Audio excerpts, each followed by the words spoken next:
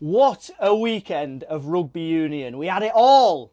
Ellis Genge fighting, Henry Pollock showing up in big moments with big celebrations. Noah Caluori is going to be England's greatest ever winger. 17 tries in 8 Prem games this season. That's ridiculous. And 3 teams who want to hang their head in shame because they were utterly dominated, battered. But let's get into it. And before I do, if you're a Prem Rugby fan, if you support any club, even London Wasps, RIP, drop me a follow, subscribe to my channel, like the video, and let me know in the comments what you thought about this weekend's rugby. Starting off with the Red Roses, I'm going to keep this one short and sweet because it wasn't much of a game. It wasn't much of a contest, let's be honest. The Red Roses are way far ahead with resources, players, etc. I get it. 84-7. It's not a good look. But what is a good look is the record attendance at Murrayfield for a women's sporting event. Or was it the record attendance in Scotland? I'm not sure. Either the stadium or the country. Either way, amazing for the game. Shows how quick it's growing. A great performance from the Red Roses. I don't want to speak too disparagingly about Scotland because, like I said, under-resourced and everything that goes with it. And the Red Roses are just world-class, littered with world-class players. A great performance from the girls. And do you know what?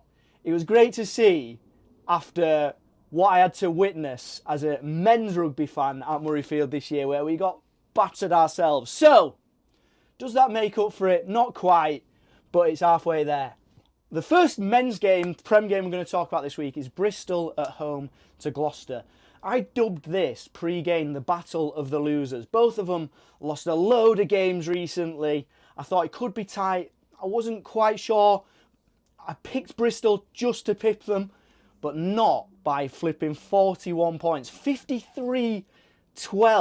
An utter domination. And there's only one place to start. We have to address the elephant, or elephants, in the room. The two big front rowers coming together yet again. We've got a rivalry brewing. I absolutely love it. Ellis Genge and Fasogbon, round 2. I absolutely love it. And you know what? So does Ellis Genge. He's not shying away from it. Post-game, he speaks about it. We love confrontation. We love that physical battle. The fans love it, so why should we shy away from it? He said, look, when we played Gloucester last year and Fasogbon waved me off the pitch as I got substituted, I took it personally. And who wouldn't? Some young buck challenging the alpha male of the Prem. And fair play to Fasogbon, because he did dominate Genge in that game, but you know full well, when you put yourself out there, you're going to be shot down. And Ellis Genge shot him down, battered him in this game. An absolute domination. And look, it kicked off at half-time. There was a bit of a scuffle. I thought the heavyweights were going to start trading blows. My money would have been on Genge every day of the week. Let me know who you think would win that one. But ended up being a bit of handbags. It got split up. And this is what we love. Rugby is a sport full of alpha males physically confronting each other over and over again. And there's nobody more alpha than those front row boys. So anyone who's offended by that or thinks we should be a bit more, it's a bit uncouth or whatever, bore off. This is great viewing, caused a viral moment, and Genge, bang up for it, got his revenge. And that was the major talking point from the game. Now, it was an absolute walkover. I thought Tom Jordan at 10 was brilliant for Bristol, and his coach said so after the game. He said it took a bit of time for him to acclimatise back to playing 10 again after being away with Scotland, but he's doing what Bristol need him to do now. Raval, he's got to be top 5 most exciting players to watch in the league, hasn't he? When he's at it, when he fancies it, he takes some stopping. I'm pretty sure he's only like mid-20s as well, which he looks 47, but so do I. I'm 32, I look 53, so we're in the same boat, mate. But look, brilliant from Genge, brilliant from Fasogbon. Bristol batter Gloucester. Next up, we've got Exeter at home to Northampton. My club, Northampton Saints. I know I've got a Wasps shirt on, but I'm just paying my respects to the fallen. Now look, Exeter got off to a flyer. They're a great side, Exeter. I love to watch Exeter this year. Faye Waboso goes over for a try. Slade's been brilliant. Fizzalau, excellent. 14-0 up inside 10 minutes, I believe. It was a long time ago, it feels like that. I watched that game now. 14-0 up. And look, Saints, 7 wins in a row. Keep winning at the death. This is a top side. I chose to support Northampton Saints in the Six Nations last year. I just saw all these young, exciting English players playing for Northampton that I enjoyed. Finn, Smith, Henry Pollock, Freeman. Love all these guys. So many exciting players. And do you know what? They're going to push Bath all the way. It's going to come down to those two, I believe. There are a couple of dark horses as well, in Leicester particularly. Finn Smith, I thought, was sensational. Lovely chip over for Furbank's try. Obviously scores the winner himself with a great sidestep on the fullback. It's not an easy finish, that, especially for someone who's not necessarily blessed with pace. He was kicking from the touchline. I thought Finn Smith was at his very best at the weekend. And shock, Henry Pollock comes on with a big moment. Do you know what he doesn't get enough credit for? Someone said this on comms, and I've been saying it to my dad and my mate that I watch my rugby with. He is so underrated in how powerful he is. He's quick. We know that he can beat a man's outrageous skill set for a back row. But he bounces players for fun, and he's not the biggest. He's not the biggest back row. He's quite small for a back row, although he is filling out. He's only a young man, so I'm sure he's got plenty more filling out to do. But a great try, walkover, new celebration. Caluori had the same celebration. Who copied who, I'm not sure. But yeah, makes it 28-21, I believe. So towards the end, you think, right, Saints have nicked it. He's popped up when Saints needed him yet again. And then they go over for a try in the corner. Paul Brown-Bampo chasing what looked like to be a lost cause. Chases down the kick. And then just pure will to score the try. Touches down in the corner. He is a brilliant player, by the way. So exciting. Really looking forward to see how he grows and develops his game. He's only 23. Only played 23 games for Exeter. Got plenty of growing to do. And yeah, just a top player. He's having a great season. So fair play to him. But it looked, for all to see, to be 28 all when Henry Slade sunk that kick. But no. A little bit of magic from Fraser Dingwall, offload to Finn Smith, sidesteps the fullback, goes in for a try, kicks the conversion as well. 35-28, a Finn Smith masterclass, getting the Saints. Now, next game I'm going to look at is Sale versus Saracens, and I genuinely think this was an absolute disgrace from Sale Sharks at home. To lose 19, 85 points for Saracens, who aren't one of the best 3 or 4 teams in the league. This isn't Saracens of 2016. You know, they're a very good side, littered with excellent players, but they're not, as a unit, a world-class side anymore. To ship that many points at home is embarrassing, in my opinion. I'm sorry to say it. Look, they've got loads of big names out. England internationals alone in the pack, the Curry brothers, Bevan Rod, Cowan Dickey. But even with saying that, you cannot ship 85 points at home. I don't care. You've got George Ford playing there, 100 capper, loads of experience and good players still playing.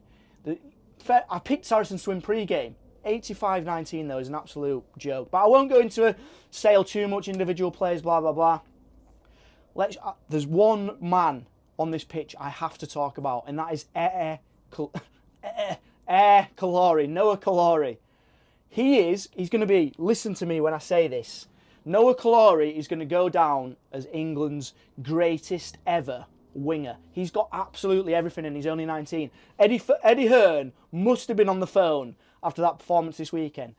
Do you know how crazy it is? He's got 17 tries in 8 games in the Prem this season. He's got more than 2 tries a game on average. That is unheard of. I think Sam Simmons' record is 21 tries in 23 games. I think Caluori's still got 5 games to go. You'd think he'd break that. He could break that next week. Let's be honest. Because he scores tries in bunches. He has games where he scores 5, 5, 4. A freak of nature in the air. Mark McCall said an excellent all-round wing performance. Totally agree with him. Going backwards in the air, carried well, got an assist for Bracken. His tries, an intercept, couple of world-class diving finishes in the corner. That is not easy. He makes it look so easy. In terms of like the spring for both for tries and in the air, he's like poetry. It's a joy to watch. He's going to be a world-class player. He's already world-class in a lot of areas. He's 19. He is going right to the very top. Steve Borthwick has to pick him. And just going back to Eddie Hearn signing him, I genuinely believe he'll be having a look at him because he's a star. I always say it's easier to build a star when they do aesthetically pleasing things on a pitch. Think of Henry Pollock, Finn Russell. Look, great characters off the pitch as well. But Pollock with his tries, Finn Russell just with magical skills. Noah Caluori creates viral moments because of his athleticism, intelligence, just rugby understanding. And he's not only that, he looks the part. He's what, 6'3", handsome boy. Speaks really well, really mature for a 19-year-old. I wouldn't have been able to speak the way he speaks at 19. Really impressive young man. And he scores loads of tries. And he's called Noah Caluori. The name just sounds cool. That makes a difference. Think of like Lewis Rees-Zammit. The name, it might sound silly to some people, but I genuinely think that a cool name is half the battle. So yeah, brilliant from Sarries, brilliant from Caluori, and abysmal from Sale Sharks. Moving on, Harlequins versus Bath, or Bath at home to Harlequins. The way I'd sum this game up is Bath brilliant as usual, Harlequins crap as usual. I'm sorry, I know I've got a shirt there. Nothing against them. Some of my favourite ever players are Harlequins legends. Danny Kerr, Joe Marler, Marcus Smith. That doesn't, I've got to be honest, I'm not going to start digging out individual players, but them as a unit this year have not been good enough, and that's the truth. Bath are going to be such a hard team to stop this year because they've got top players everywhere. Think of the centres, wingers, fly halves, back rowers, and it's not just the starting players in each of those positions that I just mentioned there. They've got depth everywhere. They've got like 6 or 7 top-class back rowers. It's absolutely outrageous and unfair on the rest of the squad. They're going to take some stopping. Can Northampton beat them in the final? Yes, we can, but it's going to take a lot. But in a one-off game, of course, we can beat them. We ran them close last week as well. Barbary on fire, great to see. One of my favourite players, Alfie Barbary. I thought it's just some really good examples of attacking play and why I want to watch rugby. Finn Russell with a nice offload, Lawrence, a Jomo, Santi Carreras, a couple of great tries. Yeah, Bath top side, and it went exactly how I expected it to go, to be honest with you. The final game I'm going to talk about this weekend, Leicester 62, Newcastle 3. Another domination like the Sale game, but unlike with the Sale game, you probably saw this one coming. I think I predicted Leicester to win by 25 points. I was probably being generous to the tune there. Look, it feels wrong to have a team that are basically getting battered every single week in the league and they can never be relegated. And I understand for the future of rugby and English rugby, and stop clubs going out of business and stuff. Makes sense. And Newcastle are going to be miles better next year, let's be honest. But I take no pleasure from games like that. 62-3, it's like there's no jeopardy.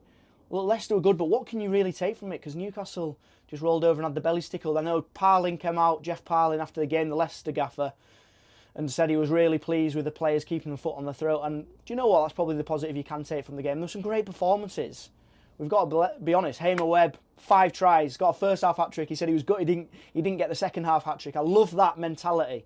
But he got 5. Brilliant from him. Thought Searle, Bailey, Parise, all really good. Adam Radwan, one of my favourite players to watch in the league, gets a couple of lovely tries towards the end as well. But what can you take from that? Nothing. Because we all expected it. But what I will say is, to try and stop being overly negative, Leicester are a top team. They're a dark horse to win the league, in my opinion. I was about to call you all mate then. They're a dark horse to win the league, mate, I'll be honest with you. I still fancy Bath and I think Bath and Northampton are the clear 2 best teams, with Bath probably a little bit ahead. But Leicester are top. They've got some really good players. Players who have been there and done it. You think of Chesham, Stewart. Some really exciting backs. They've lost so much experience and know-how in Dan Cole, Ben Youngs and Julian Montoya, but they don't seem to be that affected by it, which is unreal. Jeff Parling doing a great job taking over from Checker. Really like what Leicester are doing this year, I'll be honest with you. But yeah, let me know what you think in the comments, guys. Who's going to win the Prem? What do you think about these teams taking these absolute shellackings? Is that bad for Premiership rugby? Who's going to get top 4? Get in the comments. Let me know your thoughts. Thank you all for watching, and I'll ask one more time. If you wouldn't mind, please subscribe to my channel. All the best.